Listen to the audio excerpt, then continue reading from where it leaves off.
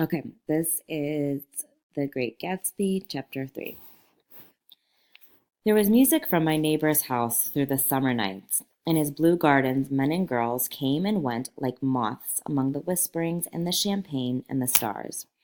At high tide in the afternoon, I watched his guest diving from the tower of his raft or taking the sun on the hot sand of his beach, while his two motorboats slit the waters of the Sound, drawing aquaplanes over cataracts of foam.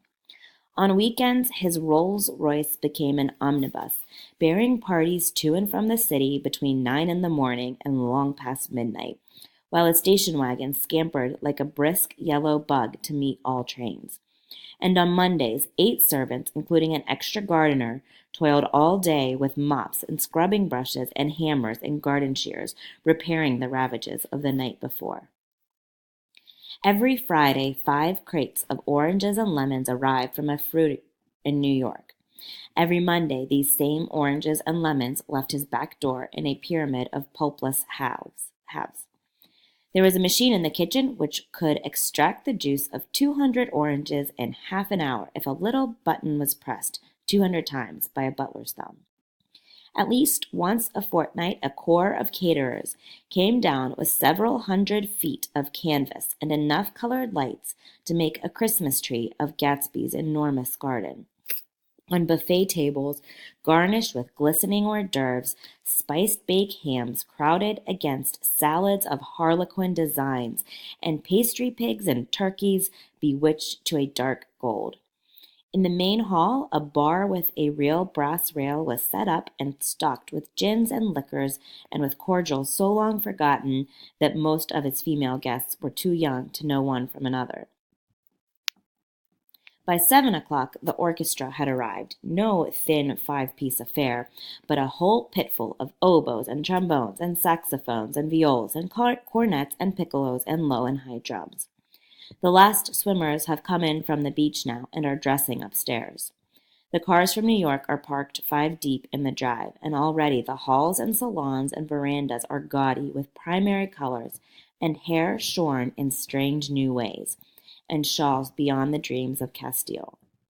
The bar is in full swing, and floating rounds of cocktails permeate the garden outside until the air is alive with chatter and laughter and casual innuendo and introductions forgotten on the spot and enthusiastic meetings between women who never knew each other's names. The lights grow brighter as the earth lurches away from the sun, and now the orchestra is playing yellow cocktail music, and the opera of voices pitches a key higher. Laughter is easier by minute, spilled with prodigality, tipped out at a cheerful word. The groups change more swiftly, swell with new arrivals, dissolve and form in the same breath.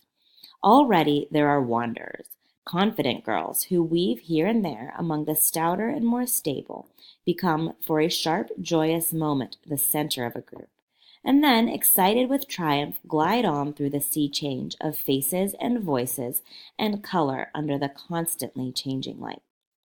Suddenly, one of the gypsies, in trembling opal, seizes a cocktail out of the air, dumps it down for courage, and, moving her hands like Frisco, dances out alone on the canvas platform. A momentary hush. The orchestra leader varies his rhythm obligingly for her, and there is a burst of chatter as the erroneous news goes around that she is Gilda Gray's understudy from the Follies. The party has begun. I believe that on the first night I went to Gatsby's house, I was one of the few guests who had actually been invited. People were not invited. They went there. They got into automobiles which bore them out to Long Island, and somehow they ended up at Gatsby's door.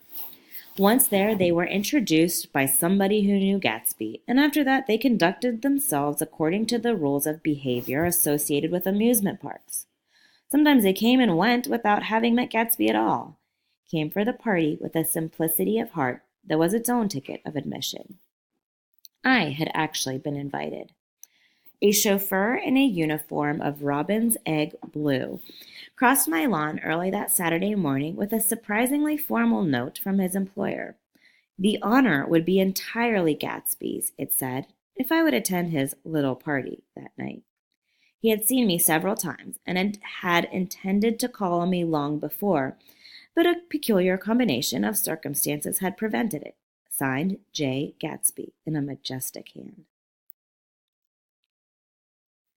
Dressed up in white flannels, I went over to his lawn a little after 7 and wandered around rather ill at ease among swirls and eddies of people I didn't know, though here and there was a face I had noticed on the commuting train.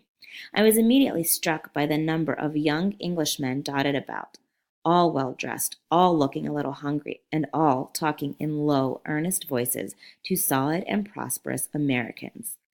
I was sure that they were selling something, bonds or insurance or automobiles. They were at least agonizingly aware of the easy money in the vicinity and convinced that it was theirs for a few words in the right key.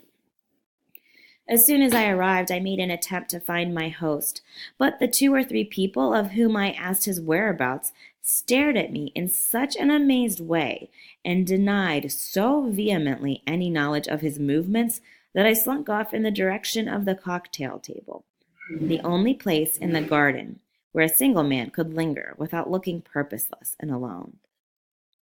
I was on my way to get roaring drunk from sheer embarrassment when Jordan Baker came out of the house and stood at the head of the marble steps, leaning a little backward and looking with contemptuous interest down into the garden.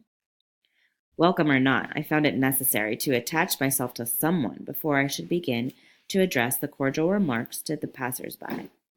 "Hello," I roared, advancing toward her. My voice seemed unnaturally loud across the garden. "I thought you might be here," she responded absently as I came up. "I remembered you lived next door to—" She held my hand impersonally, as a promise that she'd take care of me in a minute, and gave ear to 2 girls in twin yellow dresses who stopped at the foot of the steps. "Hello," they cried together. "Sorry you didn't win." That was for the golf tournament. She had lost in the finals the week before. "You don't know who we are," said one of the girls in yellow, "but we met you here about a month ago." "You've dyed your hair since then," remarked Jordan, and I started, but the girls had moved casually on, and her remark was addressed to the premature moon, produced like the supper, no doubt, out of a caterer's basket. With Jordan's slender golden arm resting in mine, we descended the steps and sauntered about the garden. A tray of cocktails floated at us through the twilight, and we sat down at a table with the 2 girls in yellow and 3 men, each one introduced to us as Mr. Mumble. "Do you come to these parties often?" inquired Jordan of the girl beside her. "The last one was the one I met you at," answered the girl in an alert, confident voice. She turned to her companion. "Wasn't it for you, Lucille?" It was for Lucille, too. "I like to come," Lucille said. "I never care what I do, so I always have a good time. When I was here last, I tore my gown on a chair, and he asked me my name and address. Inside of a week, I got a package from Croyer's with a new evening gown in it." "Did you keep it?" asked Jordan. "Sure I did. I was going to wear it tonight, but it was too big in the bust and had to be altered. It was gas blue with lavender beads, $265. There's something funny about a fellow that'll do a thing like that," said the other girl eagerly. "He doesn't want any trouble with anybody." "Who doesn't?" I inquired. "Gatsby. Somebody told me." The 2 girls and Jordan leaned together confidentially. "Somebody told me they thought he killed a man once." A thrill passed over all of us. The 3 Mr. Mumbles bent forward and listened eagerly. "I don't think it's so much that," argued Lucille skeptically. "It's more that he was a German spy during the war." One of the men nodded in confirmation. "I heard that from a man who knew all about him, grew up with him in Germany," he assured us positively. "Oh, no," said the first girl. "It couldn't be that, because he was in the American Army during the war." As our credulity switched back to her, she leaned forward with enthusiasm. "You look at him sometimes when he thinks nobody's looking at him? I'll bet he killed a man." She narrowed her eyes and shivered. Lucille shivered. We all turned and looked around for Gatsby.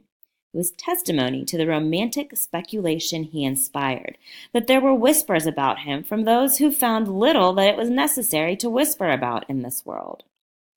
The first supper, there would be another one after midnight, was now being served, and Jordan invited me to join her own party, who were spread around a table on the other side of the garden.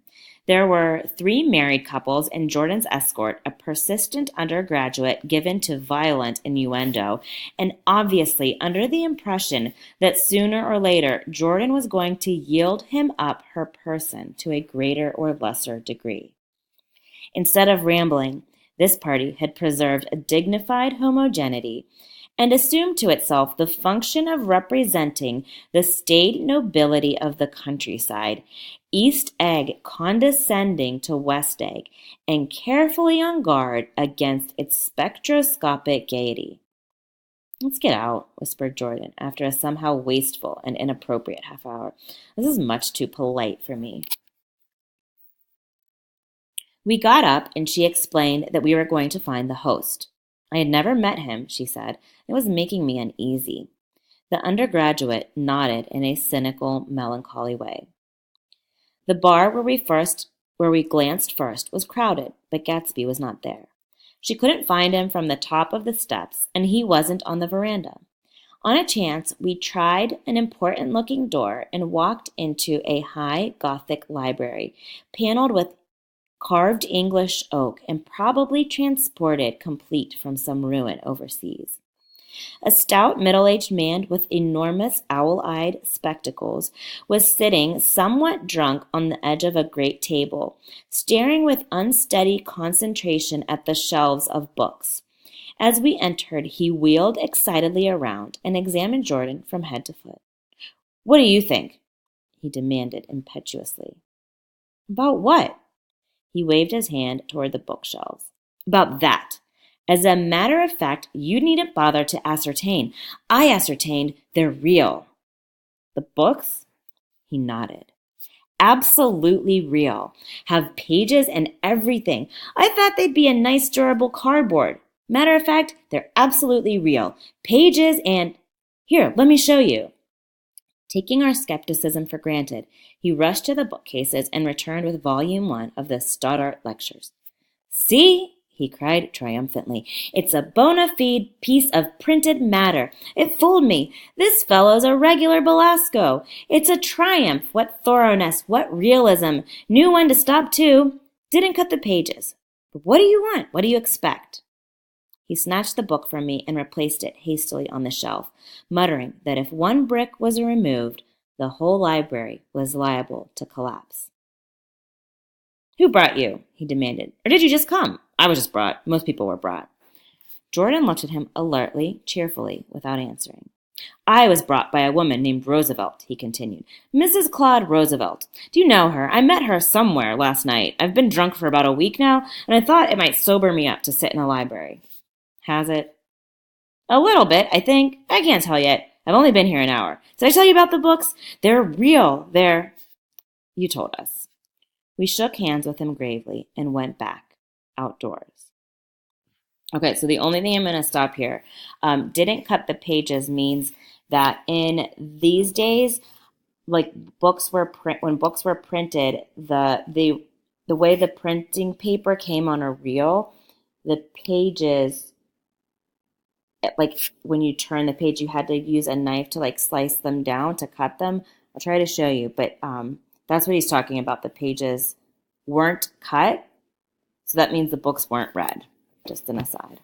All right, we'll stop here for part 1.